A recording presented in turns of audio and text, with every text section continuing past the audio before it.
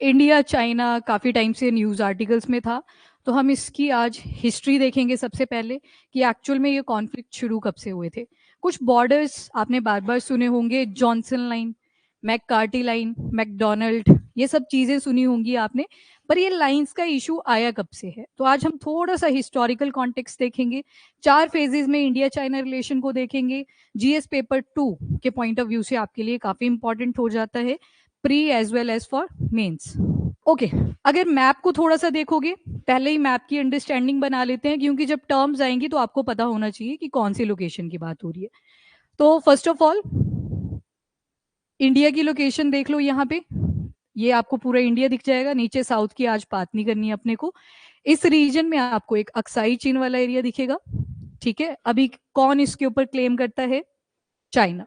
अब देखो ये वाला जो रीजन दिखेगा आपको, ये बाउंड्री सी है एक, इसके नीचे सारा क्या है? तिब्बत, ठीक है।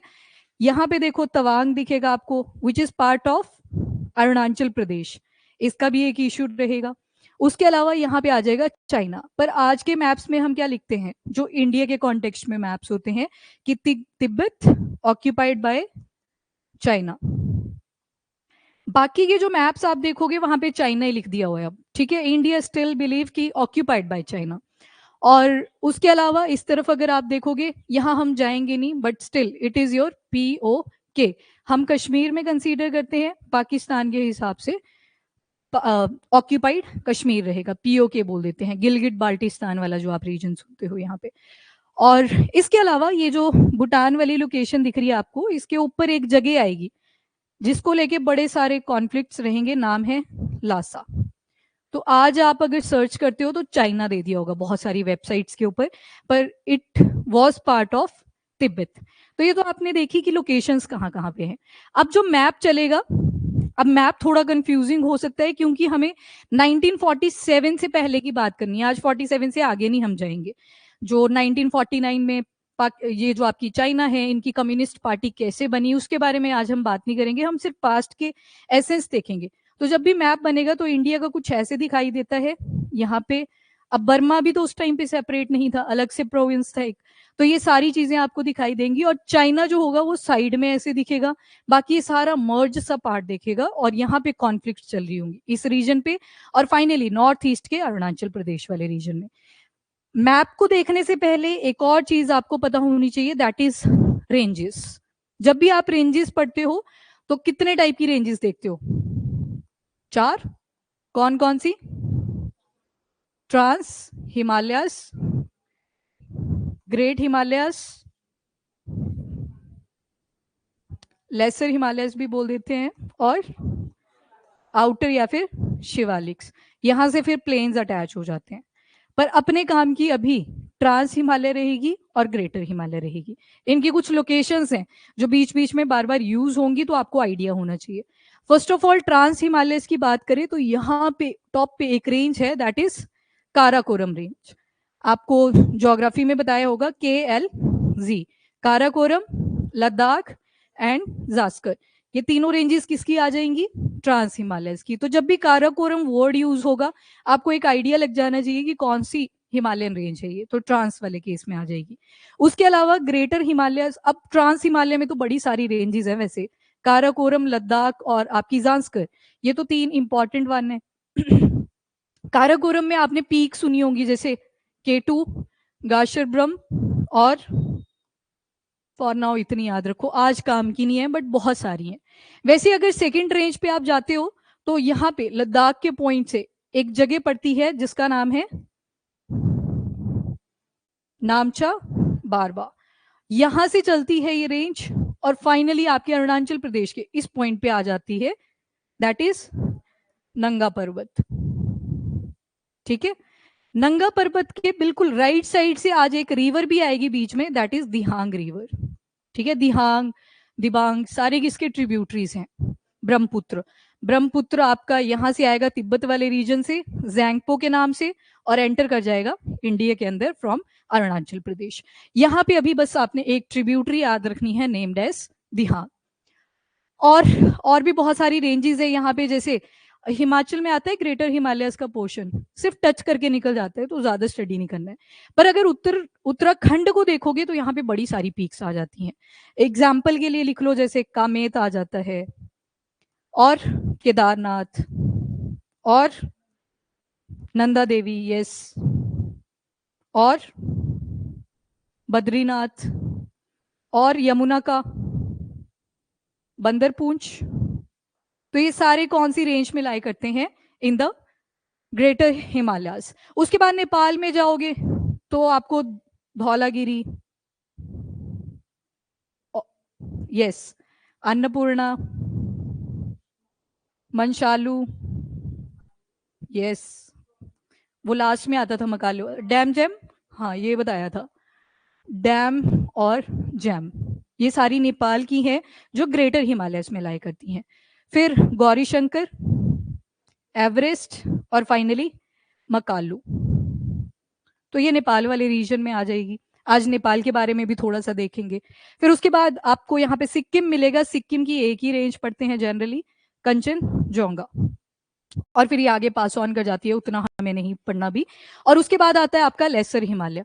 तो लेसर हिमालय पीर पंचाल और धौलाधार, और थोड़ा सा आगे आओगे आप उत्तराखंड में तो मसूरी रेंज, कुमाऊं, आज एक और वर्ड आएगा दैट इज कुमाऊं। पर जस्ट बिकॉज आज हम हिस्ट्री पढ़ेंगे तो आप देखोगे कि ये जो कुमाऊं वाला रीजन आएगा ये नेपाल में कंसीडर किया जाएगा, क्योंकि सेपरेशंस तो बाद में हुई हैं। तो आज हम इसको पढ़ेंगे नेपाल के अंडर, पर अभी के हिसाब से उत्तराखंड के अंदर रेंज है, फैल सकती है, इनकी थोड़ी बाउंड्रीज होती है, तो बाउंड्रीज बनाती हैं। उसके अलावा एक रिवर आएगी और यहाँ पे नाम है गंडक रिवर, गंडक रिवर, ठीक है। यहाँ पे नेपाल को दो हिस्सों में डिवाइड कर रही है, पर जब हिस्ट्री में देखेंगे तो नेपाल और इंडिया को सेपरेट करेगी, तो गंडक रिवर, ठीक है जी।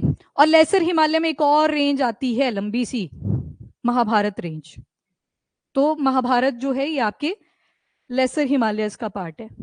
लेसर हिमालयस नेपाल की एक रेंज है विच is part of your lesser Himalayas. और उसके बाद शिवालिक से आगे तो हम प्लेन्स में चले जाएंगे। पर जो लड़ाइयां चलेंगी वो कौन से एरियाज में? एक तो कश्मीर वाला रीजन, यहाँ पे बहुत कम कॉन्फ्लिक्ट है पहले से ही, और एक आएगा सिक्किम वाला, और एक आएगा आसम। आसम में आपने एक किंगडम सुना होगा, अहोम किंगडम, और एक ट्राइब भी सुनी होगी जो अहोम किंगडम डिग्रेड करा था, तो एक ट्राइब भी थी named as Abor tribe. Britishers की लड़ाई होगी।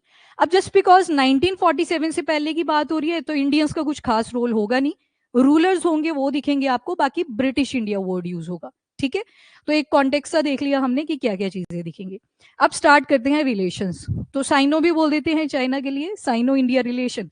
तीन चीजों के ऊपर आपने हमेशा से देखोगे कि तीन चीजों के ऊपर फोकस्ड रहते थे। After the 16th meeting of BRICS आप देखोगे कोऑपरेशन वर्ड पे ज्यादा फोकस करा गया। एलएसी वाला, गलवान वैली वाला जो कॉन्फ्लिक्ट है उसको थोड़ा सा कोऑपरेट करने के लिए बोली है, थोड़ी सी मतलब बातचीत रहेगी, नेगोशिएशंस रहेंगी। उसके अलावा दूसरी क्या है? राइवलरी। 2020 का एग्जांपल ले लेते हैं, गलवान वैली में कॉन्फ्लिक्ट होता है, दैट वाज राइवलरी। तो एक रिलेशन का आपको ये डायरेक्शन मिलेगा। And third one is your competition.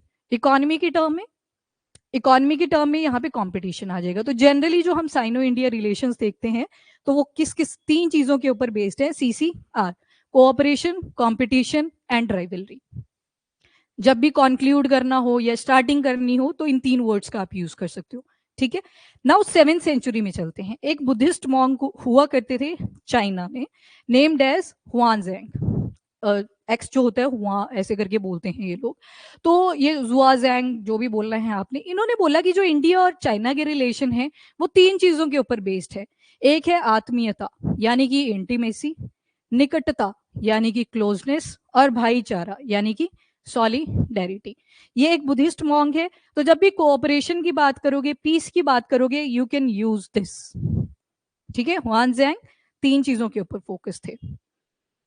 Okay, अब इंडिया में आपको पता है चेस का इन्वेंशन हुआ, तो वैसी सेम वर्जन की चाइना ने थोड़ी सी अलग बना दी, कॉपी तो नहीं बनाएंगे, इन्होंने बना दी वैक्यूई। वैक्यूई कुछ ऐसी दिखेगी आपको। अब जैसे अपनी चेस में तो स्पेसिफिक नंबर ऑफ पॉज होते हैं यहाँ पे सारे, पर इनकी देखोगे तो देखो कटोरी में और भी हैं, ठीक है, थोड़ी सी डिफरेंट है। इंडिया का जो चेस है उसका वर्जन है ये, दिस इज वैक्यूई। जब यहाँ पे खेलते हैं तो 2 प्लेयर्स रहते हैं और 2 प्लेयर में से कोई एक जीतता है। पर जो इनकी है, जो ये वाइक्वी करके, ये कैसे खेलते हैं इसको, ये ना ऐड करते जाएंगे, यहाँ से ऐड करते जाएंगे और ये घेरा बनाते हैं। जैसे ये रियलिटी में भी कर रहे हैं वैसे ही यहाँ पे भी ये स्ट्रेटेजिक एनसर्कलमेंट करते हैं। ठीक है, मतलब ये गेम कभी खत्म नहीं होती, ये चली रहती है चली रहती है। तो जो लोग खेलते भी हैं इसको, टेबल पे पड़ी रहती है ये, क्योंकि लॉन्ग लास्टिंग है, क्योंकि आपके पास एक्स्ट्रा चीजें हैं यहाँ पे जो आप बार बार यूज करोगे और अपना जो सर्कल है उसको और ज्यादा स्ट्रेंथन करोगे। अब ये एक अमेरिकन डिप्लोमेट हेनरी किसिंगर, आज से 9 दिन के बाद यानी कि 29 नवंबर पिछले साल का 2023 हार्ट फेलियर की वजह से इनकी डेथ हो जाती है। काफी ज्यादा कंट्रीब्यूशन रहा है पॉलिटिक्स की टर्म में, अगर अमेरिका को देखोगे तो इन्होंने बोला था कि इंडिया और चाइना के रिलेशन को आप कैसे, जो स्ट्रेटेजी है उसको कैसे मेंशन कर सकते हो। तो इन्होंने जो चेस और ये वैक्वी थी इसके बेसिस पे डिफाइन किया था कि जब इंडिया की बात करेंगे तो डिसाइसिव बैटल होगी, एक जीतेगा, पर जब बात होगी वैक्वी की तो यहाँ पे स्ट्रेटेजिक एनसर्कलमेंट देखने को मिलेगी। तो ये जो सारी चीज आपने देखी है किसने बोली थी, हेनरी किसिंगर ने बोली थी। तो जो भी ओपोनेंट होगा उसको मतलब सर्कल करता जाएगा जैसे अभी कर रहा है। तो इनकी जो अप्रोच है वो ऐसे ही रहेगी in terms of territory. 4 phases हैं इंडिया और चाइना रिलेशन के, आज हम फोकस करेंगे फर्स्ट वन पे, India and China boundary issue during British time, क्योंकि अभी 1947 से पहले की बात होगी तो यहाँ पे ब्रिटिश इंडिया आपको मिलेगा। बाकी के ये जो 4 है ये वाले एक लेक्चर में आएंगे, ये अलग से आएगा फिर। ठीक है, दूसरा जो फेज रहेगा उसमें हम देखेंगे इंडियन इंडिपेंडेंस यानी कि 1947 से चलेंगे और पंचशील एग्रीमेंट के बारे में आप पढ़ते हो वहां तक जाएंगे। एंड दूसरा चलेगा पंचशील से लेके जो 1962 में वॉर हुई थी उसके बारे में। एंड फाइनली इंडिया और चाइना के जो 1962 के बाद रिलेशंस आए वो सब हम देखेंगे अप टू 2024। 24 का आपने काफी बार देख लिया है but still we have to discuss that. Now the phase 1, India and China boundary issue during the British time. अब ट्राई करना इसके नोट्स बना लो सारे, क्योंकि ये आपको मे बी मिले ना, क्योंकि मैंने रेफरेंस बुक से बनाए हुए हैं ये। ठीक है, तो एक बार स्टोरी फॉर्म में पढ़ते हैं इसको, जितना इजी हो सके उतनी इजी बनाने की ट्राई करी हुई है, बाकी लेट्स सी। तो इंडिया एंड चाइना के बॉर्डर इशू पढ़ने वाले हैं हम सिंस ब्रिटिश टाइम। सबसे पहले चाइना पे डायरेक्टली जंप नहीं कर सकते, फोकस करना पड़ेगा थोड़ा सा तिब्बत के ऊपर, नेपाल के ऊपर, असम के ऊपर, कश्मीर के ऊपर। पहले इन चारों के बारे में पढ़ेंगे फिर इन चारों को लिंक करना पड़ेगा, क्योंकि आपने एक वर्ड पढ़ा होता है हिस्ट्री के अंदर, दैट इज कंटेम्पररी। कंटेम्पररी का मतलब है जैसे अभी आप लोग क्लास में बैठे हो, आपके कंटेम्पररी ऑनलाइन वाले हैं वो अपने घर पे बैठे हुए हैं, सब एक्टिविटी कर रहे हैं कोई ना कोई, पर हमें क्या फील होता है कि जैसे हम ही एग्जिस्ट करते हैं इंडिविजुअली, तो यही लगता है ना। तो कंटेम्पररी मतलब जैसे सिविलाइजेशंस इंडिया के अंदर चल रही हैं बाकी कंट्रीज में भी चल रही होंगी, स्टेट्स में चल रही है तो बाकी स्टेट्स में भी चल रही होंगी, दैट इज कंटेम्पररी। तिब्बत में क्या चल रहा है, नेपाल में क्या चल रहा है, असम में क्या चल रहा है, कश्मीर में क्या चल रहा है, वन बाय वन देखते हैं। तो फर्स्ट ऑफ ऑल तिब्बत। अब देखो ये मैप नोटिस करना, इस मैप को अगर आप नोटिस करोगे तो यहाँ पे आपको इंडिया वाला पार्ट दिखेगा, दिस वन, ये सारा। ठीक है, ये वाला भी तिब्बत वाला पार्ट है और यहाँ पे देखो ये जो कलर्ड पार्ट है दिस इज चाइना। और चाइना में फ्रॉम 1368 टू 1644 एक डायनेस्टी रूल कर रही है, दैट इज मिंग डायनेस्टी। पर ये जो मिंग डायनेस्टी है इनका कोई इंटरफेरेंस नहीं है किसी के भी साथ, अपना एक किंगडम एस्टेब्लिश किया हुआ है प्रॉपर। पर जैसे 1644 में मिंग डायनेस्टी का डाउनफॉल आप देखोगे, डाउनफॉल के बाद क्या हुआ, मिंग की जगह पे आ गई दूसरी dynasty, that is king dynasty, QING, KING नहीं है, QING है। अब क्या हुआ, किंग डायनेस्टी ने भी अभी बोला कि हम कोई इंटरफेरेंस नहीं करेंगे, मतलब जो तिब्बत है वो अपना आइसोलेशन में रह रहा है, यहाँ पे जो भी फंक्शनिंग है एडमिनिस्ट्रेशन है वो अपने हिसाब से ये लोग चला रहे हैं। अभी तक जब किंग डायनेस्टी का एस्टेब्लिशमेंट हुआ 1644 के अंदर, तो यू विल नोटिस कि किंग डायनेस्टी की कोई इंटरफेरेंस नहीं है इन तिब्बत। पर अब थोड़े टाइम के बाद क्या हुआ, फर्स्ट ऑफ ऑल तिब्बत की अगर बात करें तो यहाँ पे स्पिरिचुअल एंड पॉलिटिकल हेड जो रहेंगे वो दलाई लामा, तो वही है पहले से। 1644 की बात हो रही है, लगभग कौन सी सेंचुरी आ गई, 17th। तो उस टाइम से ही आप देखोगे spiritual and political head Tibet के कौन रहेंगे, दलाई लामा। इनका अपना कल्चर है, अपने बिलीफ हैं जो कि चाइना से बिल्कुल सेपरेट आपको मिलेंगे। अब थोड़े टाइम के बाद आप देखोगे कि जो तिब्बतन है वियतनाम और कोरिया के साथ इनके ऊपर ठीक है कमिटमेंट्स हैं कुछ, पर चाइना वाले पोर्शन के साथ कोई कमिटमेंट नहीं है, मतलब सेपरेट है, ऑल दो बॉर्डर शेयर कर रहे हैं पर कोई कनेक्शन नहीं है दोनों के बीच में। अब थोड़ी टाइम के बाद एक और इशू हुआ, यहाँ पे ऊपर वाले पोर्शन में मंगोलिया आपको मिल जाएगा, मंगोलिया से कुछ ट्राइबल्स आ गए, ट्राइब का नाम है जूंगार, ये मंगोलिया की एक ट्राइब होती थी। यहाँ पे आपको अक्साई चीन दिख जाएगा, अक्साई चीन को इन्वेड करके एक tribe I from the Mongolia, ये अक्साई चीन वाला पार्ट है, और इस रास्ते से आके यहाँ पे अटैक कर दिया, ठीक है, तिब्बत में एंटर कर चुके हैं और अटैक कर दिया, और तिब्बत में भी कहा चलते गए और लासा वाले रीजन पे आ गए। ट्रेड सेंटर देखोगे अभी आप, ये जो लासा है इसके लिए बहुत सारी फाइट्स होने वाली है, यहाँ पे आगे। अब जो किंग डायनेस्टी है वो कहाँ पे है, चाइना वाले पार्ट में है, ये एक्टिवेट हो गए कि यहाँ तो कॉन्फ्लिक्ट हो चुका है शुरू, शांति तो बची नहीं, पीस तो बचा नहीं। फिर किंग डायनेस्टी ने क्या किया, अपने कुछ मिलिट्री गवर्नर्स को भेज दिया, मिलिट्री गवर्नर्स को बोलते थे ये अंबान्स,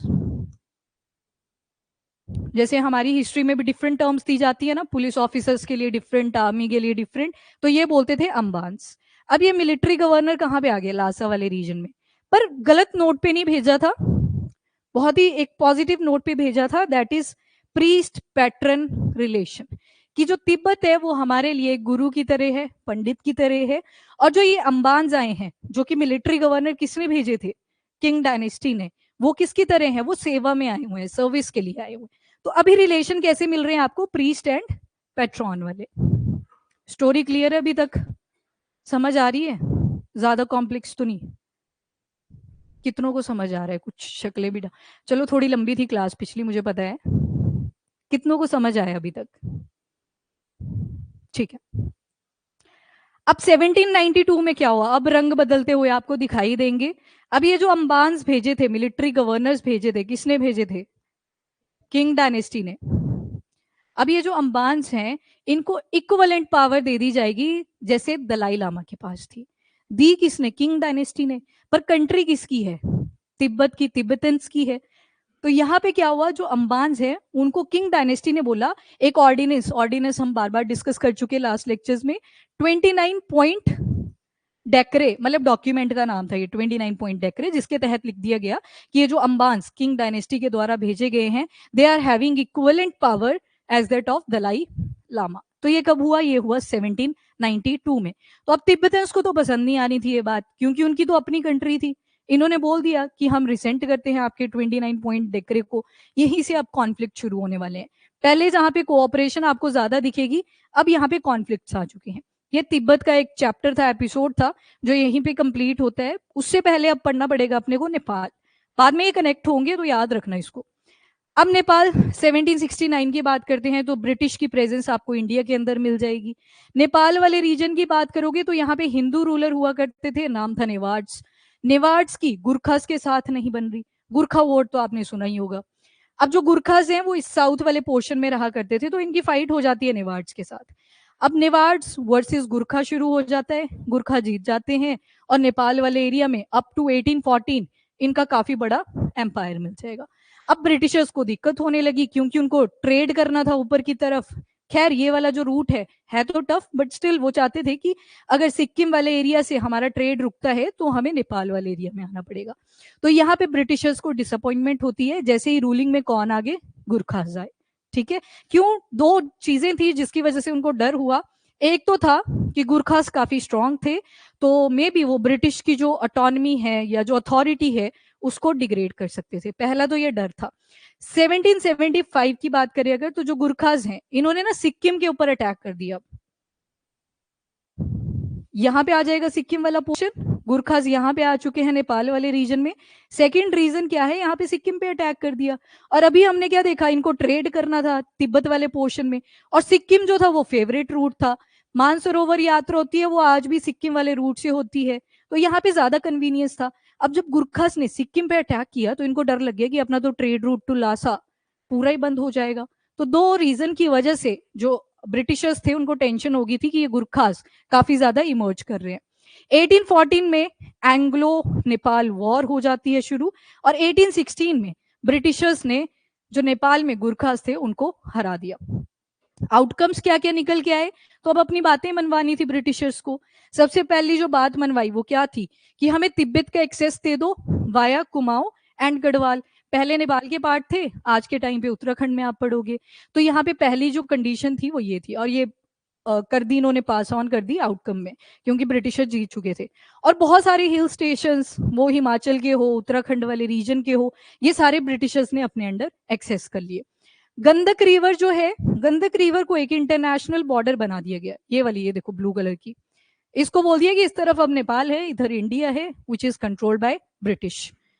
और चौथी जो यहाँ पे साइन हुई चीज वो ये थी कि जो नेपाल वाले लोग हैं वो कोई भी मिलिट्री में या किसी भी एडमिनिस्ट्रेशन के अंदर फॉरेन लोगों को डिप्लॉय नहीं करेंगे, पर एक को कर सकते हैं, दैट इज ब्रिटिशर्स।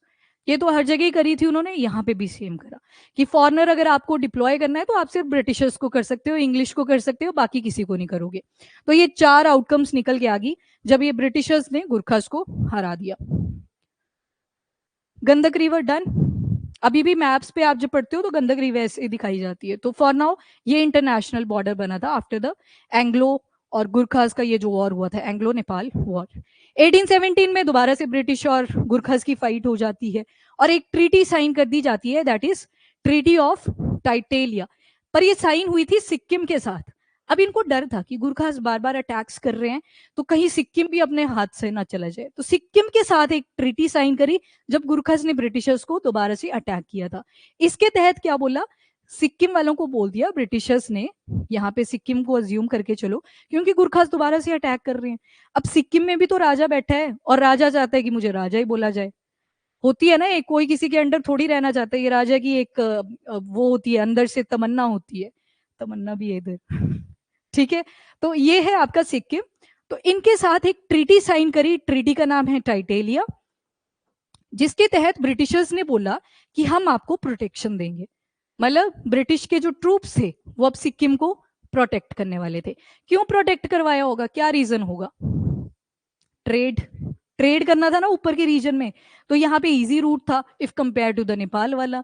तो सिक्किम के साथ ही ट्रीटी कर ली ताकि गुरखास कल को यहाँ पे आ भी जाते हैं तो वो ट्रीटी को शो कर सकते हैं कि ये देखो सिक्किम ने साइन करा था कि हमारी प्रोटेक्शन दी जाएगी, ब्रिटिशर्स जो है वो यहाँ पे प्रोटेक्ट करेंगे। तो जो ये सिक्किम वाला रीजन था, यहाँ से सेफर ट्रूप जो थे वो डिप्लॉय करे जा सकते थे और ट्रेड जो था वो सेफर हो सकता था, तो इस वजह से ट्रीटी साइन कर ली।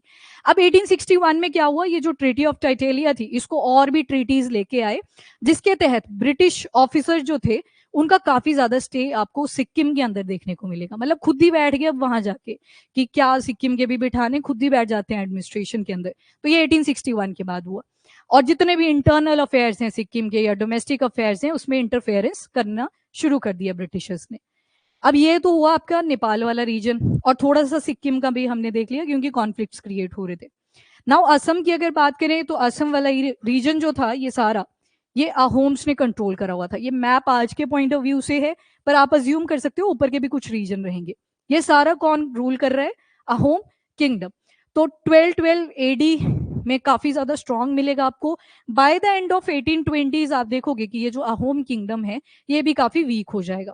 अब जब असम वीक हुआ तो साइड में पड़ोसी भी तो बैठे होते हैं, उन्होंने देख लिया कि ये जो अहोम किंगडम है ये वीक पड़ चुका है, और जैसे ही इन्होंने देखा तो साइड में क्या है, म्यांमार और देन बर्मा। अब बर्मा ने ट्राई किया कि हम अटैक कर लेते हैं, ब्रिटिशर्स ने देख लिया अब ये इधर पड़ गई प्रॉब्लम अपने को, तो अब बर्मा को कंट्रोल करना पड़ेगा। तो ब्रिटिशर ने पूरा चेक करा और लड़ाई हो जाती है Anglo Burma war for the sake of आज का असम और उस टाइम का अहोम किंगडम।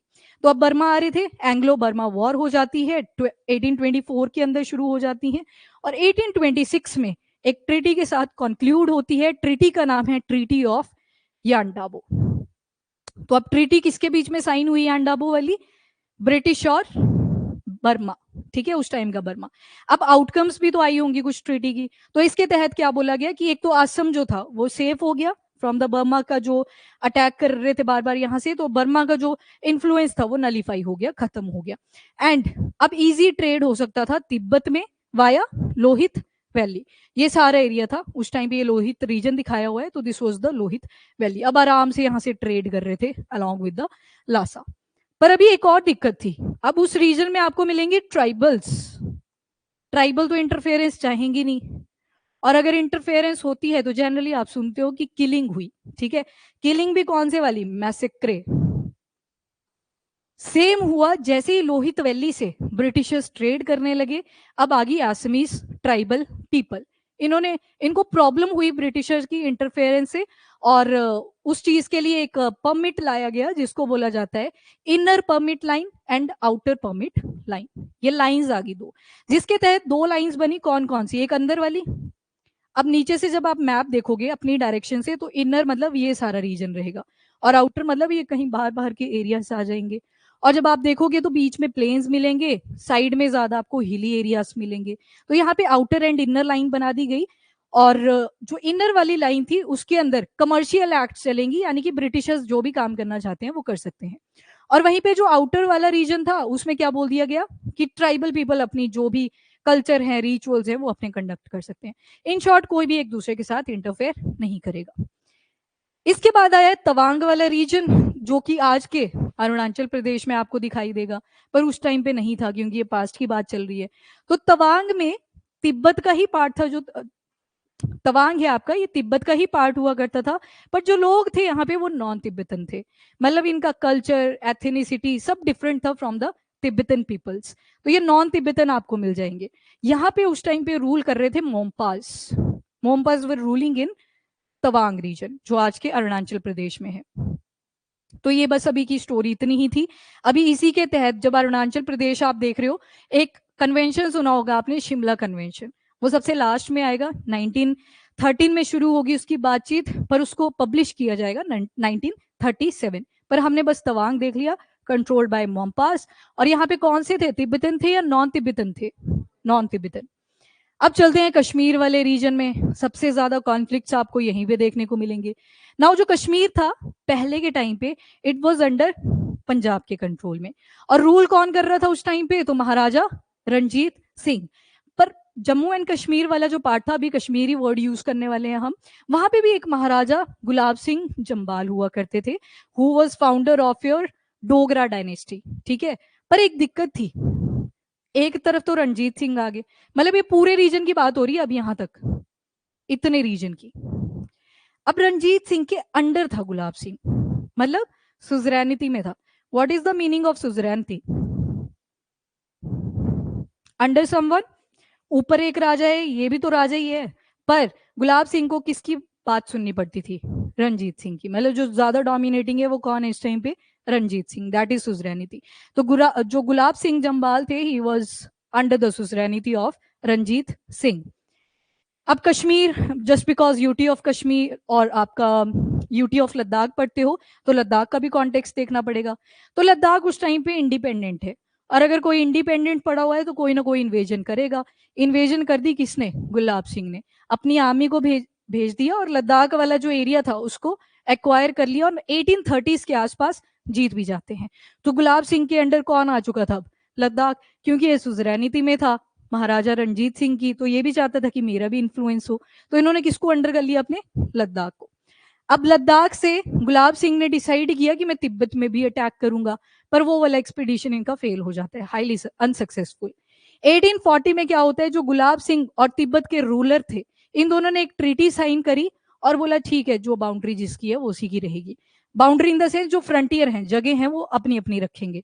पर बाउंड्री जो थी वो अनस्पेसिफाइड रही, कोई बाउंड्री नहीं थी, डिमार्केशन नहीं थी बीच में, बस इतना बोल दिया तिब्बत वाली टेरिटरी तिब्बत की, और जो गुलाब सिंह के अंडर है वो सारी कश्मीर की। 1839 में रंजीत सिंह की डेथ हो जाती है। अब रूल में आने वाले हैं उनका जो लड़का था शेर सिंह, उनकी बात करेंगे। तो दो गुट बन जाते हैं पूरे, जिसके तहत बोला जाता है कि मैं पावर लूंगा, मैं पावर लूंगा। कौन कौन थे, एक पंजाब के थे सिंध वालियास, नेटिव ऑफ पंजाब, मतलब जहां महाराजा रणजीत सिंह बैठे हुए थे उस रीजन को पंजाब सिंध वालियास ने कॉन्कर कर लिया। और दूसरे थे हिंदू डोगरास, मतलब कश्मीर वाली साइड की बात हो रही है। तो वहां पे Sher Singh who was son of Maharaja Ranjit Singh, वो आ जाते हैं। तो इन दोनों के बीच में राइवलरी शुरू हो जाती है कि मैं राजा बनूंगा, मैं राजा बनूंगा। पर एंड में जीतता कौन है, सेकंड वाला, हिंदू डोगरास जीत के आते हैं, डिफीटेड पंजाब सिंध वालियास। अब शेर सिंह जो था ये ज्यादा टाइम तक उतना एमिनेंट नहीं था जितना रणजीत सिंह थे। तो फाइनली शेर सिंह जो था he was unable to control his empire, इससे नहीं कंट्रोल हुआ। 1845 टू 46 एंग्लो सिख वॉर शुरू हो जाती है, जिसके तहत ब्रिटिशर्स ने सिख को हरा दिया और पंजाब को एनेक्स कर लिया। ठीक है, यहाँ पे अब क्योंकि शेर सिंह तो खुद ही वीक था, इसके साथ तो फाइट करने की जरूरत ही नहीं पड़ी, एंड पंजाब सिंध वालियर्स के साथ फाइट हुई, एंग्लो सिख वॉर पड़ गया। 1845 टू 46 हम देखेंगे जो सिख थे वो डिफीट कर दिए किसने, ब्रिटिशर्स ने, और एक ट्रीटी साइन हो जाती है। ट्रीटी का नाम है ट्रीटी ऑफ लाहौर, जिसके तहत जो भी लॉस ब्रिटिशर्स ने फेस करा था वो वापस करना था सिख को। कितनी करनी थी इंडैमिनिटी पे, ₹15 मिलियन, इतना पैसा करना था। और सिख जो थे वो पे नहीं कर पाए क्योंकि बहुत ज्यादा ह्यूज अमाउंट था ये, और उस टाइम पे तो इकोनॉमी का इतना सोर्स भी नहीं हुआ करता था। बहुत सारी हिस्ट्रीज आप देखोगे जहां पे नहीं हो पाती थी इंडैमिनिटी पूरी, स्पेशली इन मॉडर्न हिस्ट्री।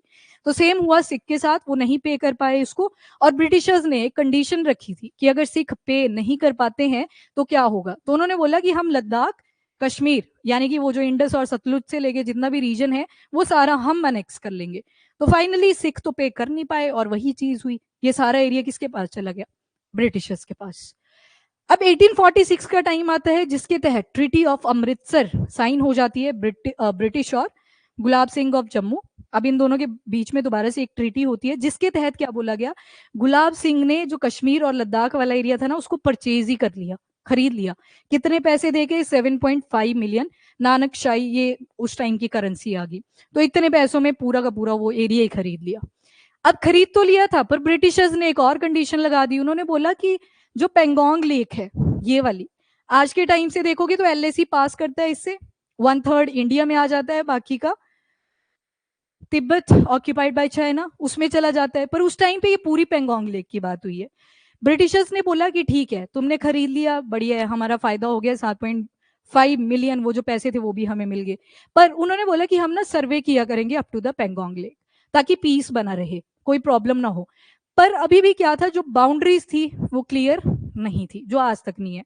तो बाउंड्रीज यहाँ पे भी क्लियर नहीं थी, और चाइनीज ने बोल दिया, अब देखो चाइनीज इंटरफेरेंस दोबारा से, चाइनीज बोलते कि जो काराकोरम रेंज है, नाउ यू कैन इमेजिन ना कि कहाँ पे बोल रहे हैं काराकोरम रेंज, वो बोल दिया कि वो नेचुरल बॉर्डर की तरह एक्ट करेगा इन द ईस्टर्न डायरेक्शन। ठीक है, बस उसको बोल दिया कि वो हमारी बाउंड्री रहेगी, this is your Pangong lake, और ये वाली, और ये इसका वो एक्चुअल व्यू है। अब लिंक करेंगे हम सारे जो भी आपने पढ़े अभी तक, उन सब की अब लिंकेज होगी। तो बीच में किंग आने वाले हैं, अब और ट्राइब्स आने वाली हैं, तो कंफ्यूज मत होना क्योंकि हमने इंडिविजुअली देखे पहले। अब लिंक करते हैं, और रेंजेस क्लियर है ना, अभी दोबारा से आएंगी, दिहांग रिवर आएगी अब, तो इसको थोड़ा सा अब ध्यान से सुनना। अब कश्मीर का जो ईस्टर्न बॉर्डर है, मतलब आज का जो एलएसी आप पढ़ते रहते हो, जॉनसन लाइन एंड ऑल, उस साइड की बात करी जा रही है। तो अब क्या हुआ, जो गुलाब सिंह थे उनका एक दोस्त था, नाम था याकूब बेग। इन्होंने एक रीजन बनाया था काशगर, एक जगह सुनी होगी आपने, जिंजियांग, सुना है इसके बारे में, जिंजियांग। ये पहले जिंजियांग नहीं था, ये काशगर था, याकूब बेग ने इसको जीता हुआ था, उनके अंडर हुआ करता था ये। बाद में अभी आप देखोगे जब चाइनीज इन्वेजन होने वाली हैं तो ये काशगर ना रह के जिंजियांग बनने वाला है। ठीक है, तो एक तो लोकेशन देख लो इसकी, यहाँ पे आपको कश्मीर वाला हिस्सा दिखेगा, बस जस्ट टिप के ऊपर आपको दिख जाएगा जिंजियांग। अब इसी रीजन के पीछे लड़ाई होने वाली है। First of all Yakub Beg ने जब सपना देखा कि मुझे फाइट करनी है इन द ईस्टर्न रीजन, तो गुलाब सिंह ने बोला कि ठीक है मैं आपका पूरा सपोर्ट करूंगा। एंड फाइनली गुलाब सिंह जो था यहाँ पे अच्छा फ्रेंड साबित हुआ याकूब बेग का, और इन्होंने रिबेलियन राइज कर दिया against the king dynasty. King कहाँ की थी, चाइना। ये कौन है, किसी ने पाकिस्तान बोला चलो, किंग डायनेस्टी थी। और फाइनली दोनों की जो फ्रेंडशिप थी वो सक्सेसफुल होती है, और इस रीजन में आपको काशगढ़ रीजन मिल जाएगा।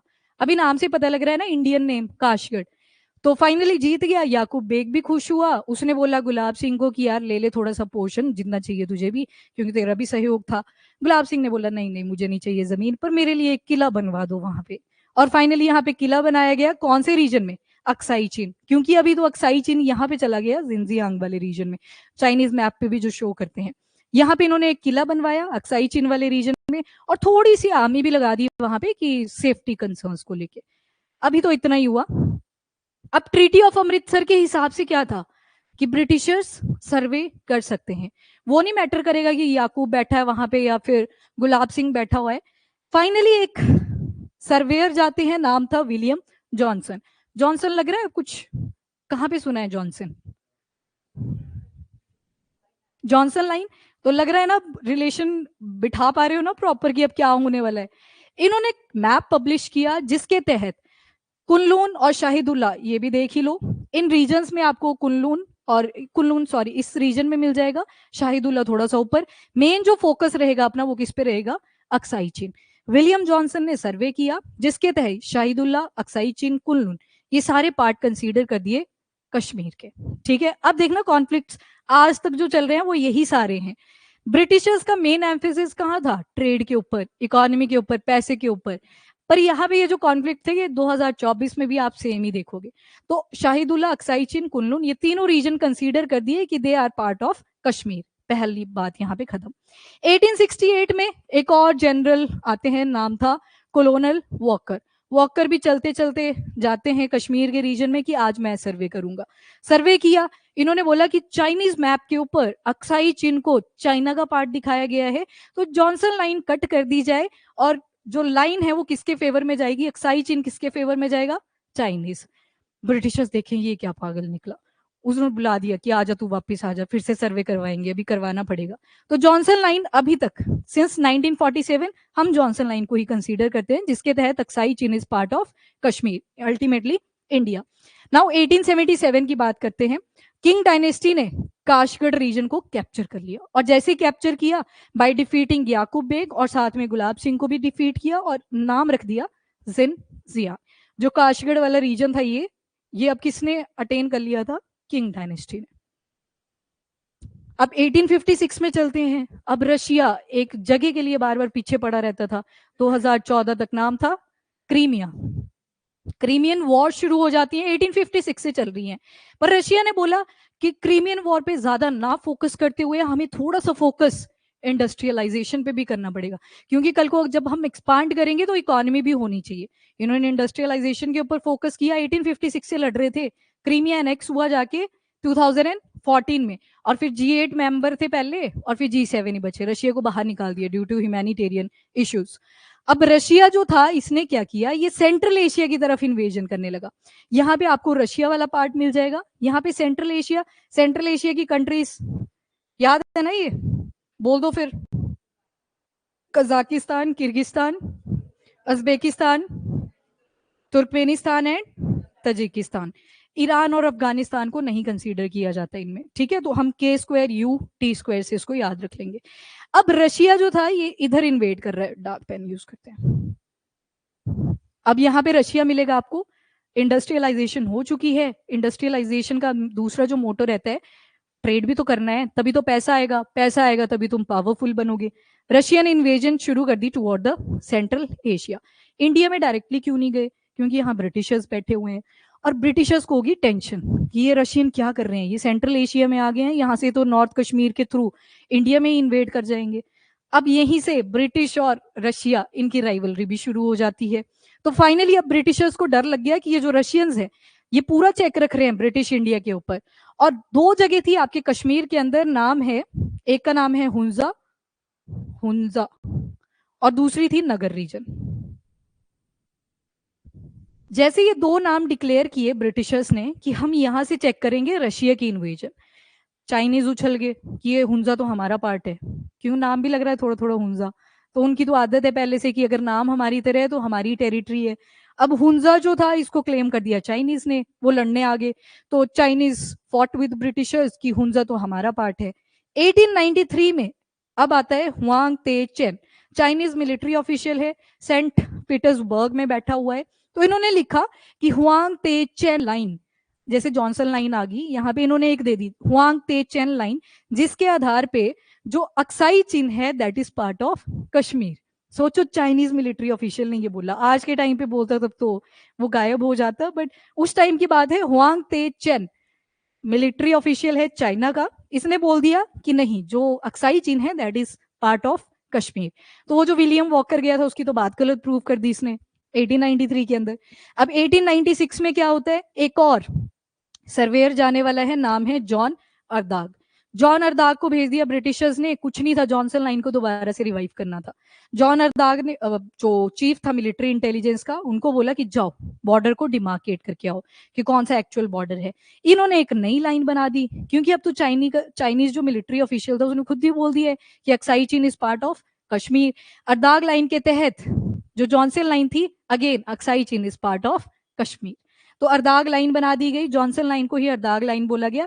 तो स्ट्रेटेजिक एडॉप्शन थी ये जॉनसन लाइन की, कि जो अक्साई चीन है that is part of your कौन सा, कश्मीर का, इतना तो रखो याद। अच्छा, अब दो रिवर्स है यहाँ पे, काराकश और ये आपकी यारकंद रिवर्स, इनको भी इन्होंने जो अर्दाग गए थे ना, इन्होंने सेम ही मैप में शो कर दिया कि ये भी किसका पार्ट आ जाएगा, कश्मीर का पार्ट आ जाएगा, तो काफी फेवर में रहे। अब 1899 में कॉन्फ्लिक्ट सॉल्व करना था, क्योंकि अब चाइनीज अभी तक लड़े जा रहे हैं कि ये नहीं हम मानते, हम नहीं मानते। तो मैककार्टनी मैकडोनाल्ड लाइन का प्रपोजल लाया गया 1899 के अंदर, जिसके तहत जो हुंजा वाला रीजन है वो ब्रिटिशर्स के पास रहेगा और जो अक्साई चीन है वो चाइनीज को दे दिया जाएगा। अब हुंजा वाले तो चाहते थे कि जो उनका मेन लीडर था वो तो चाहते थे हमें चाइना के साथ ही रखें, पर ब्रिटिशर्स के इस प्रपोजल के हिसाब से मैककार्टनरी और मैकडोनाल्ड लाइन के तहत जो हुंजा वाला पार्ट था वो किसको दे दिया जाएगा, चाइना को, ब्रिटिशर्स को। क्यों देना था, क्योंकि उनको चेक रखना था रशिया के ऊपर जो सेंट्रल एशिया में आ चुके थे। थोड़ी सी कनेक्टिविटी बनाने की ट्राई करो, रिवाइज करवा दूंगी, अभी सुनते चलो। और अक्साई चीन जो था ये किसको देना था, चाइना को। पर उस टाइम पे पैकिंग एडमिनिस्ट्रेशन चल रही थी चाइना के अंदर, वो नहीं आपने याद रखनी, उन्होंने कुछ नहीं बोला इस बात के ऊपर, ना हाँ करी ना करी। और जो ब्रिटिशर्स थे उन्होंने हुंजा के ऊपर भी कंट्रोल कर लिया और अक्साई चीन के ऊपर भी कंट्रोल कर लिया, क्योंकि पैकिंग एडमिनिस्ट्रेशन की तरफ से कोई आंसर ही नहीं आया। बीजिंग में बैठती थी वो, ठीक है, जब अभी तो कम्युनिस्ट पार्टी है पर उस टाइम पे पैकिंग एडमिनिस्ट्रेशन हुआ करती थी। 1890s की बात है, ब्रिटिश और जो चाइनीज की क्विंग डायनेस्टी थी या किंग डायनेस्टी थी, उन्होंने एक ट्रेड ट्रीटी साइन कर दी वाया सिक्किम तिब्बत बॉर्डर। पर तिब्बत तो अभी ऑटोनोमस है, उनकी अपनी कंट्री है, और रूट क्या बना दिया, सिक्किम तिब्बत बॉर्डर। अब तिब्बतन्स को तो प्रॉब्लम होनी थी, क्यों प्रॉब्लम होनी थी, कि आप हमारे एरिया से जा रहे हो और आपने एक ट्रीटी साइन कर ली है ब्रिटिश और चाइना ने, हमें तो इंक्लूड ही नहीं किया। तिब्बतन्स ने जितने भी ट्रेड मार्कर्स थे सारे उड़ा दिए कि कोई नहीं जाएगा यहाँ से, ये तो हमारा रीजन है। अब अभी जाते हैं चुंबी वैली। ब्रिटिशर्स चाइनीज दोनों ने इग्नोर कर दिया तिब्बतन्स को। फाइनली 1893, थोड़ा सा पीछे चलो, 1893 में ब्रिटिशर और चाइनीज ने एक और कन्वेंशन साइन किया 1890 के अंदर, जिसके तहत बोला गया कि हम चुंबी वैली से अब ट्रेड करेंगे, क्योंकि जो सिक्किम वाला रूट था तिब्बतन्स ने उसको एक्सप्लॉइट कर दिया कि यहाँ से तो आप कर ही नहीं सकते। फाइनली ये जो दिखता है ना आपको सिक्किम और यहाँ पे भूटान और नीचे इंडिया, यहाँ पे एक वैली बनती है, इसी का नाम है चुंबी वैली। तो इसके थ्रू अब हम ट्रेड करेंगे, यहां से जाएंगे डायरेक्टली टू लासा और आगे चाइना कनेक्टेड था। तो अगेन तिब्बतन्स को दिक्कत हुई, क्योंकि लासा किसका पार्ट है, दोबारा से तिब्बत का ही है, रूट बदलने से थोड़ी रियलिटी चेंज हो जाती है। तो ये इन्होंने बोला कि यहां से भी नहीं आप जाओगे, तिब्बतन्स ने दोबारा से प्रॉब्लम रेज करी। अब यहाँ पे तिब्बत के अंदर, अब थोड़ा सा तिब्बत के अंदर जा रहे हैं, वहां पे एक इंपॉर्टेंट फिगर है थुप्तन ग्यात्सो, ये तिब्बत के हैं। दूसरे अगवान दौरजीव, ये मंगोल हैं, ठीक है, वहां की एक ट्राइब है खोरी बुरियार, तो ये मंगोल हैं। अब देखो रीजन कुछ ऐसा बन चुका है, यहाँ पे आपका इंडिया आ जाएगा, यहाँ पे मंगोलिया आ गया, यहाँ पे तिब्बत वाला पार्ट है, यहाँ पे किंग डायनेस्टी बैठी हुई है चाइना की, और ऊपर रशिया है। तो मंगोल से आया एक दोस्त, नाम है अगवान दौरजीव, तिब्बत गया। तिब्बत में कौन है, तुप्तन ग्यात्सो, हम ग्यात्सो बोल के चलेंगे। जो दौरजीव था इसको पता था कि ब्रिटिशर डर चुके हैं फ्रॉम रशिया, क्योंकि रशिया अपना एक्सपांशन कर रहा था। तो ग्यात्सो को बोला दौरजीव ने कि आप एक काम करो, आप रशिया से मिलो जाके, क्योंकि इन्होंने देख ली कमजोरी कि रशिया से तो डर रहा है ब्रिटिश। और फाइनली जो आपका ग्यात्सो है, दौरजीव है, ये रशिया के साथ मिलना जुलना शुरू कर देते हैं अप टू 1892 8 से लेके 1901। इनकी मीटिंग्स चलती रहती हैं कि कैसे तिब्बत को ऑटोनोमस ही रखा जाए। 1898 टू 1901 ग्यात्सो, दौरजीव और रशिया तीनों की मीटिंग्स चल रही हैं। अब आ गया Lord Curzon, viceroy at that time. 1899 में वाइसरॉय बैठ जाता है लॉर्ड कर्जन, पहले लॉर्ड एल्गिन था, उसके बाद लॉर्ड कर्जन आ गया। अब कर्जन की अलग ही नफरत थी फॉर रशिया, और अगर रशिया को लेके नफरत थी तो ग्यात्सो और दौरजीव के साथ प्यार तो होगा नहीं, इनसे भी प्रॉब्लम होने लगी कि ये तो रशिया के साथ जाके मिल रहे हैं। He was aware of Gyatso की मीटिंग्स हो रही हैं रशिया के साथ। इन्होंने एक मिशन सेंड किया टू लासा। अब देखोगे तो चाइना है, अभी हम पास्ट में है तो लासा है, ठीक है। पढ़ाई का पास्ट पढ़ना पड़ता है, लाइफ का पास्ट छोड़ना पड़ता है, ठीक है? तो थोड़ा एक्टिव हो जाओ। अक्साई चिन बहुत दूर है, लासा बहुत दूर है, मैंने नहीं बताना, बाकियों को पता था क्योंकि इन्होंने क्या किया, एक मिशन सेंड कर दिया, किसको? लासा को ना, किसके थ्रू? यंग्स हस्बैंड, मतलब ये नाम है बंदे का, ठीक है, यंग्स हस्बैंड। ये जाते हैं इस कन्वेंशन को लेके, और दलाई लामा को एक मैसेज दिया था कि 1893 का कन्वेंशन याद रखें। 1893 के कन्वेंशन में क्या बोला था बताइए? हुआंगते चेन लाइन ड्रॉ करी थी, part of Kashmir. Very good, नए स्टूडेंट्स भी एक्टिव हैं। कनव आपको जागने की जरूरत है, जाग जाओ, पेपर भी आ गया, अब तो दिसंबर चलने वाला है। तो इन्होंने बोला, यंग्स हस्बैंड ने मैसेज लेके जाते हैं दलाई लामा के पास कि 1893 के कन्वेंशन को याद रखो, that Aksai Chin is part of Kashmir. और यंग्स हस्बैंड फाइनली लासा पहुंच जाते हैं 1904 के अंदर। तिब्बतन जो थे उस टाइम पे अंबांस के कंट्रोल में आ गए। राहुल अंबांस कौन थे? धीरेन्द्र, यस, किंग डायनेस्टी, मतलब ये चाइनीज थे। अब तिब्बत के ऊपर किसका कंट्रोल आ चुका है? अंबांस का। मतलब ये ज्यादा पावरफुल हो रखे हैं, किससे? दलाई लामा से। किस किस डेक्रे के तहत इनको पावर दी थी? एक, यस वेरी गुड, 29 वाला। तो अंबान जो थे यहाँ पे पावरफुल हो चुके हैं। पहले सिर्फ लाइक द लामा थे, अभी ओवर पावर कर रहे हैं। अब यहाँ पे फाइनली आप देखोगे किंग डायनेस्टी का भी क्या हो रहा है? डिक्लाइन, और अंबान्स आउट ऑफ कंट्रोल चले जाएंगे। पहले इनके ऊपर एक चेक था किंग डायनेस्टी का, पर किंग डायनेस्टी का तो खुद ही डाउनफॉल शुरू होने वाला है, वीक होने वाला है। और अंबान जो है, they are going to over power the Dalai Lama वाला area, that is the Tibet वाला एरिया। 1904 का ये जो लासा कन्वेंशन है, इसके तहत जो तिब्बत है, ये एक बफर बन जाएगा between British and China. Buffer zone आ गई, बफर ट्रांजिशनल जोन आ गया यहाँ पे। 1906 में एक और कन्वेंशन किया गया बाय किंग।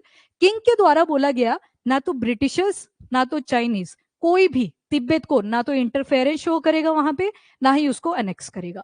देखा, पहले चाइनीज आइडियोलॉजी कहीं ना कहीं थोड़ी सी पॉजिटिव नोट पे थी, तो इन्होंने मना कर दी, ना तो इंटरफेरेंस रहेगी ना ही एनेक्सेशन रहेगी, पूरी तरह से कोई नहीं हथियाएगा तिब्बत वाले एरिया को। पर 1907 में एक और कन्वेंशन साइन होता है। सारे कन्वेंशन तो नहीं याद करने आपने, पर एक डायरेक्शन आपको पता चल जाएगी। एंग्लो रशियन कन्वेंशन, जिसके तहत बोला गया कि अगर तिब्बत के बारे में ब्रिटिश और रशिया बात करेंगे, यहाँ पे आपका आ गया रशिया, यहाँ पे ब्रिटिशर्स बैठे हुए हैं, और ये तिब्बत आ गई, which is buffer zone between China and British India. तो अगर तिब्बत के बारे में रशिया और ब्रिटिशर्स को बातचीत करनी है, तो चाइना की एब्सेंस में नहीं करी जाएगी। That is as per the 1907 का एंग्लो रशियन कन्वेंशन। ठीक है, कि मतलब चाइनीज को इंक्लूड करना ही पड़ेगा जब भी आप बात करोगे अबाउट द तिब्बत। क्यों इंक्लूड करना पड़ेगा? क्योंकि ये बफर जोन रखा है किसके बीच में? British India and China. तो जब भी बात होगी तो इनको कंसीडर किया जाएगा।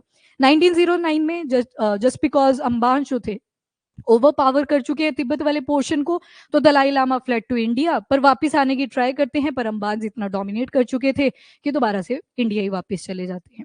अब जो ब्रिटिशर्स थे वो आउटर लाइन ऑफ असम, अब ये परमिट आ गया, दो परमिट बने थे ना, यस, परमिट लाइंस बनी, कौन कौन सी? Inner and outer. आउटर में कौन थे?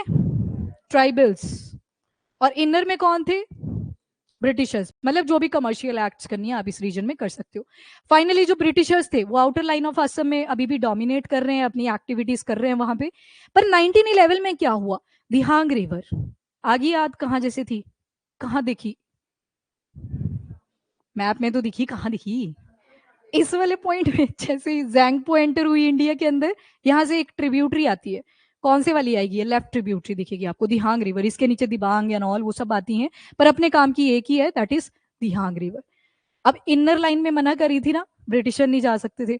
फाइनली एक ब्रिटिश ऑफिशियल थे 1911 के तहत, नोएल विलियमसन, थोड़े से और ब्रिटिशर्स थे इनके साथ, दिहांग रिवर को क्रॉस करके ये ट्राइबल जो जोन थी उसके अंदर चले जाते हैं। और इस टाइम पे ट्राइबल कौन बैठे हैं?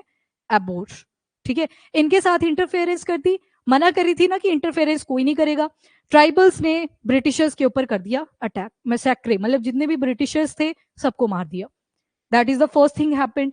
ब्रिटिशर्स को ये बात पची नहीं कि ये ऐसे कैसे मार सकते हैं, थोड़ी सी इंटरफेरेंस ही थी। और वैसे ब्रिटिशर्स के साथ कोई इंटरफेयर करता तो वो ये भी ऐसे ही करते थे। ब्रिटिशर्स ने डिसाइड किया रिटालिएशन होगा, बदला लिया जाएगा। ये जाते हैं, बहुत सारे ट्राइबल्स का मैसेक्र कर देते हैं। इन्होंने और ज्यादा ट्राइबल्स को यहाँ पे मार दिया। और जैसे इनको मारा तो अब टॉप रीजन पे है, यहाँ कहीं फाइट हुई इस रीजन में, तो एक एरिया था यहाँ पे, कौन सा, तवांग वाला। अब तवांग वाले पे इशू आने वाला है, तवांग। अब तवांग वाले रीजन तक ये पहुंच चुके थे, that used to be part of Tibet. ठीक है, इसी के पीछे तो चाइना अभी तक लड़ता है। तो तवांग पे यहाँ पे कहानी आ चुकी है। क्योंकि फाइट हुई तो Britishers reach at this point, मतलब जो इनर आउटर वो सब किसका है, अब ब्रिटिशर्स का है। ट्राइबल तो यहाँ से खाली कर दी उन्होंने। ट्राइबल के पास थोड़े से रॉ टाइप के वेपन्स हुआ करते थे, इनके पास गन्स थी ब्रिटिशर्स के पास, तो सब ट्राइबल्स यहाँ से उड़े। और फाइनली ब्रिटिशर्स ने डिसाइड किया कि अब हमें बॉर्डर डिसाइड करना पड़ेगा अलॉन्ग विथ चाइना। अब चाइना के साथ बॉर्डर डिसाइड होगा, तिब्बत को तो कोई अभी कंट्री कर ही नहीं रहा कंसीडर। तो चाइना के साथ बॉर्डर डिसाइड करने के लिए क्या हुआ, यहाँ पे चाइना के अंदर तो किंग डायनेस्टी पूरी फॉल हो चुकी, 1911 1912 तक खत्म होगी। पर अंबान्स थे, अंबान कहाँ पे बैठे हुए हैं, तिब्बत वाले पार्ट में। तो इनके बीच में हो जाती है म्यूटिनी, फाइट स्टार्टेड। ठीक है, अब फाइट शुरू हुई, 1912 का टाइम है। तो जो पेकिंग एडमिनिस्ट्रेशन बैठी हुई है बीजिंग वाले एरिया में, Beijing is capital of China, तो वहां पे बैठी हुई है। इन पिछली बार इन्होंने कोई रिस्पॉन्स तो किया नहीं था बॉर्डर इशू के ऊपर, इस बार भी कुछ खास रिस्पॉन्स कर नहीं रहे। तभी मैंने बोला पैकिंग के बारे में पढ़ने की जरूरत नहीं है आपको। तो इन्होंने फिर से बोला कि देखना चाइना दोबारा से इंटरफेरेंस कर रहा है। चाइना यहाँ पे इस बार कौन है, अंबान से, जो मिलिट्री ऑफिशियल प्रॉब्लम क्रिएट कर रहे हैं। तो कि तिब्बत वाले एरिया में फिर से इंटरफेरेंस शुरू हो चुकी है, और that is the violation of Lhasa convention 1906। Accurate नहीं याद नहीं रखना आपने, बट स्टिल एक कन्वेंशन था जो डिसाइड हुआ था कि कोई इंटरफेरेंस नहीं होगी, तो इसके तहत नई नेगोशिएशन करनी थी। अब एक 1911 टू 1912 का टाइम है, जिसके तहत किंग डायनेस्टी का फॉल हो रहा है। अब ब्रिटिशर अपना पत्ता खेलने वाले हैं। फाइनली इन्होंने तिब्बत चाइना दोनों को एक इनविटेशन मिला कि let us meet at Shimla. 1913 का टाइम पीरियड चल रहा है, और ब्रिटिशर्स की तरफ से सर आर्थर हेनरी मैकमोहन। अब मैकमोहन कर पा रहे हो थोड़ा सा कनेक्ट, सुनिए ये लाइन, बस तो मैकमोहन लाइन आने वाली है। तो मैकमोहन जो थे ये ब्रिटिशर्स को रिप्रेजेंट कर रहे थे, इन शॉर्ट ब्रिटिश इंडिया को रिप्रेजेंट कर रहे हैं। एंड चाइनीज रिप्रेजेंटेटिव इवान चैन हुआ करते थे। एंड तिब्बतन की तरफ से जो रिप्रेजेंटेटिव आए हैं वो है लॉचिन शत्रा। चाइना को पहली प्रॉब्लम ये हुई कि तिब्बत वो, जस्ट बिकॉज तिब्बत जो था वो अंबान्स ने कहीं ना कहीं डोमिनेट कर दिया था, चाइना को ये दिक्कत होगी कि कैसे आप इक्वल दर्जे पे बिठा सकते हो। आज भी देखोगे उनकी थोड़ी सी ये जो तरकीबें होती हैं, जब इंडिया के ऑफिशियल जाते हैं और चाइना के ऑफिशियल आने होते हैं, तो इंडिया के रैंक से ना लो रैंक के भेजते हैं। वो ये रिप्रेजेंट करते हैं कि हमारे ऑफिशियल आपसे ज्यादा सुपीरियर है, डोमिनेटिंग है। आज भी इनकी यही आइडियोलॉजी है, उस टाइम पे भी यही हुई। और इन्होंने पहला प्रोटेस्ट तो कर दिया कि तिब्बत तिब्बत को आपने कैसे इक्वल स्टेटस दे दिया। पहला यहाँ पे किसी ने नहीं देखा, इग्नोर ही कर दिया इनको कि लड़ते रहते हैं। अब जो ये शिमला कन्वेंशन आने वाला है उसके तहत एक प्लान लाया गया जिसका नाम था McMahon line, McMahon plan, sorry. किसने लाया, सर आर्थर हेनरी मैकमोहन, इन्होंने बनाया था ये प्लान। तो ब्रिटिश इंडिया जो है वो किस रीजन को ले लेगा, तवांग वाले रीजन को, और तिब्बत को दो पार्ट्स में डिवाइड कर दिया जाएगा। एक को बोला जाएगा आउटर तिब्बत। अब ये तिब्बत की डायरेक्शन से देखना, इनर तिब्बत जो होगा और आउटर तिब्बत, इनर तिब्बत यानी कि ऊपर की तरफ का, और आउटर तिब्बत मतलब नीचे की तरफ का। जहां से स्टैंड कर रहे हैं ऊपर तिब्बत आ गया ना, तिब्बत वाले देखेंगे तो उनके लिए तो अंदर का आएगा, हमारे लिए वो आउटर होगा। ये तिब्बत की डायरेक्शन से आपको देखना पड़ेगा। तो एक बन गया आउटर तिब्बत, उसको रेड लाइन से डोनेट कर दिया गया। एक बना दिया गया that is the inner Tibet, इसको ब्लू लाइन से डिक्लेयर कर दिया गया। अब इनर तिब्बत तो पूरा का पूरा तिब्बत में आ गया, इसके ऊपर बात नहीं होगी। जो लड़ाई शुरू होती है वो होती है आउटर तिब्बत के ऊपर, जिसको किससे ड्रॉ करा गया था, रेड लाइन से ड्रॉ करा गया था। अब लॉचिन छत्रा जो थे ये चाहते थे कि ये जो आउटर तिब्बत वाला पार्ट है ना, रेड लाइन वाला पार्ट, अब इसी के ऊपर बात होगी क्योंकि इनर तिब्बत तो ऊपर की तरफ चला गया, ये तो तिब्बत का पार्ट आ गया। हम तिबांग वाले रीजन की बात कर रहे हैं अब, ठीक है, जो इंडिया में है आज के टाइम पे। अब लॉचिन छत्रा किसके रिप्रेजेंटेटिव थे ये, तिब्बत के। इन्होंने बोला कि दो सेक्रेट साइट्स हैं हमारी, सोकारपो लेक थी, होलीएस्ट लेक, और दूसरी है सारी सारपा। बुद्धिज्म बॉन फॉर्म आपने सुनी होगी, उनको यहाँ पे प्रे किया करते थे कि इनको भी आउटर वाली एरिया में इंक्लूड कर लो, यानी कि जो तवांग वाला रीजन है उसी में इंक्लूड कर लो। सुना होगा आपने जब भी पढ़ते हो तवांग रीजन, दोनों ही सुनी होंगी, सोकारपो एंड सारी सारपा जो है, ये दोनों सेक्रेट साइट थी। तो लॉचिन छत्रा की रिक्वेस्ट पे मैकमोहन एग्री कर जाते हैं कि ठीक है, इसको भी आउटर पार्ट यानी कि जो रेड लाइन था उसमें इंक्लूड कर लेते हैं। Finally agreed. और जो तिब्बत था वो ऑटोनोमस बफर बन चुका था, तिब्बतन्स अपना कंट्रोल रखेंगे पर स्टिल बफर की तरह एक्ट करेगा between British India and China. ठीक है।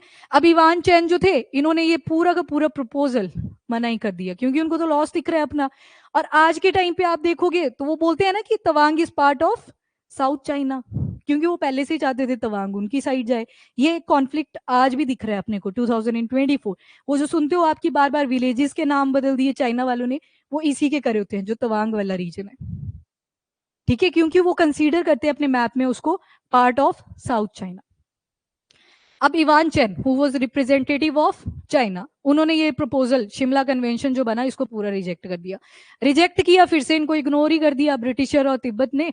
और ये जो कन्वेंशन था ये बायलेटरल साइन होता है। बायलेटरल का मतलब है सिर्फ दो पार्टीज के बीच में साइन हो जाता है। एक था ब्रिटिश और दूसरा था तिब्बत, क्योंकि तिब्बत को भी फायदा लग रहा था अपना, और ब्रिटिश इंडिया को तो था ही। चाइना को मतलब नेग्लिजिबल ही कर दिया, जैसे ट्रीटीज के अंदर तिब्बत को नेग्लेक्ट कर रहे थे, अब यहाँ पे चाइना नेग्लेक्ट हुआ अंडर द शिमला कन्वेंशन या एग्रीमेंट भी आप जिसको बोलते हो। 1914 में ये साइन हो जाता है, पर 1937 तक इसको पब्लिश ही नहीं करा गया। सोचो 1914 में साइन हो रखा है, 37 तक उसको पब्लिश ही नहीं करा है। क्यों? क्योंकि वहां पे एक पावर बैठी हुई थी, रशिया, कि कहीं रशिया नाराज ना हो जाए। तो ब्रिटिशर्स को ये था अपने रिसोर्सेज बहुत चले जाएंगे लड़ाई के चक्कर में, क्योंकि जो आपका रशिया है वो भी टेक्निकली क्वालिफाइड था और ब्रिटिश भी था, तो फाइट होगी तो लॉस तो होना ही था। इन्होंने पब्लिश ही नहीं किया सिंस 1937 तक कोई पब्लिश नहीं हुआ। अब थोड़े से कोर देख लो कि क्या क्या चीजें यहाँ पे साइन हुई। तो सबसे पहला तो कि जो आउटर तिब्बत वाला पार्ट है, यानी कि तवांग वाले एरिया की सारी बात हो रही है, वहां पे कोई भी मिलिट्री या सिविल प्रेजेंस नहीं होगी। फर्स्ट थिंग, इंडिया जो है उसको तवांग रीजन दे दिया जाएगा, आज भी पार्ट है, पार्ट ऑफ अरुणाचल प्रदेश। और चाइनीज की सुजरेनिटी रहेगी ओवर तिब्बत। वो जो तिब्बत वाला पूरा जोन है ना, उसमें किसके अंडर रहेंगे ये? चाइना के अंडर। तो मतलब पहले तिब्बत अपना ही एक कंट्री था, बाद में चाइनीज को एनेक्स कर दिया गया, चाइनीज ने उनको एनेक्स कर दिया गया था। पर यहाँ पे लिखा था वर्ड सुजरेनिटी, ये खुद नहीं चल पा रहे हैं ठीक से, तो इस वजह से चाइना इनको कंट्रोल करेगा। और आज के टाइम पे आप देखोगे कि Tibet fully occupied by China. And मतलब ये मिसयूज ही दिखेगा आपको एक तरह से। Suzerainty is different. सुजरेनिटी में मतलब ठीक है, आप ऑर्डर दे रहे हो, हम एक्सेप्ट कर रहे हो उस चीज को, इन्होंने एनेक्स ही कर लिया। और चाइना जो है ये दलाई लामा वाले एरिया में कोई भी ऑब्जेक्ट अपना इंस्टॉल नहीं करेगा। आउटर तिब्बत की दोबारा से बात हो रही है। और ब्रिटेन ने तिब्बत को मोस्ट फेवर्ड नेशन का एक दर्जा दे दिया ताकि वो खुश हो जाए। एंड ब्रिटिश और तिब्बत उन्होंने बोला कि हम नए नए रेगुलेशन, नए रूल्स एंड पॉलिसीज लेके आएंगे, और जो आउटर एंड इनर तिब्बत की बाउंड्री है उनको हम रेड लाइन और ब्लू लाइन से शो करेंगे, जो हमने स्टार्टिंग में भी देखा प्लान के अंदर। तो 1937 तक ये जो शिमला कन्वेंशन था इसको पब्लिश नहीं करा गया था। क्यों नहीं? ताकि रशिया गुस्सा ना कर जाए। एंड मैकमोहन लाइन जो थी उसको एज अ बॉर्डर शो कर दिया। और जब भी आप नॉर्थ ईस्टर्न साइड देखते हो तो यहाँ पे कौन सी लाइन लिखी होती है? मैक मोहन। पर चाइना इसको कंसीडर नहीं करता, क्योंकि उनके हिसाब से यहां तक जाना चाहिए था। यहाँ पे वो तवांग वाला एरिया आ जाएगा। तवांग किसके? चाइना सोचता है ये अपना पार्ट है, पार्ट ऑफ साउथ चाइना। पर इंडिया कंसीडर मैकमोहन लाइन। तो जॉनसन लाइन, मैककार्टी लाइन और मैकमोहन लाइन आप सुनते रहते हो, ये थी इनकी हिस्ट्री की कहाँ से आई। अब थोड़ा सा कंक्लूजन सा कर लेते हैं। तो चाइना जो था वो साउथ चाइना के फॉर्म में देखता है तवांग वाले एरिया को, और जो बाउंड्रीज है वो वेस्ट एंड ईस्ट की कोई भी फिक्स नहीं हुई। वेस्ट वाला पार्ट आपका यहाँ पे आ गया, नहीं हुई फिक्सिंग, आज भी क्लैशेस होते हैं। और अगर यहाँ पे जाओगे तो यहाँ पे भी कोई बाउंड्री फिक्स नहीं हुई, क्योंकि चाइना क्लेम करता है। थ्योरी आपने पढ़ी थी कि जहां पे भी चाइना के ट्रेसेस दिखेंगे वो हमारा पार्ट है उनके हिसाब से। एंड जो ब्रिटिशर्स थे उनका मेन फोकस अपने इंटरेस्ट के ऊपर था। बार बार एक वर्ड बड़ा कॉमन रहा, दैट इज ट्रेड। वो चाहते तो फिक्स कर भी सकते थे, ठीक है, जितने वो पावरफुल बनते थे, कॉलोनीज अपनी एस्टेब्लिश कर रहे थे। बट मेजॉरिटी आप देखोगे उनके अपने इंटरेस्ट थे, जियोपॉलिटिक्स के ऊपर ज्यादा फोकस था रादर देन नेशन स्टेट, मतलब कंट्री बनाने से। अब जो सेकंड फेज है वो देखेंगे नेक्स्ट क्लास के अंदर, जिसमें हम देखेंगे Indian China border issue from Indian independence to Panchsheel, यानी कि 1947 के आगे देखेंगे अप टू द पंचशील।